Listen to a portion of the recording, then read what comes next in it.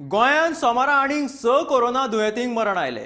तशेंच 2174 नवे दुयेंती सांपडले। बाधित जावपाचें प्रमाण सध्या 41.52% पावला।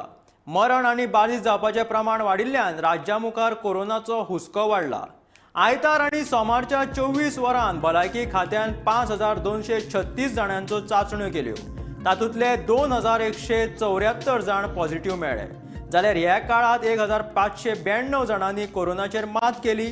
ताका लागून सक्रिय बाधितांची आंकडो जो आसा तो 21,957 पावला। बाधितां परस कोरोनांतल्यान बरे जावप्यांची संख्या उणी जाल्ल्यान दुयेंती बरे जावपाचें प्रमाण 88% पावला। आतां मेरेन मरण आयिल्ल्यांची संख्या 3563 जाल्या।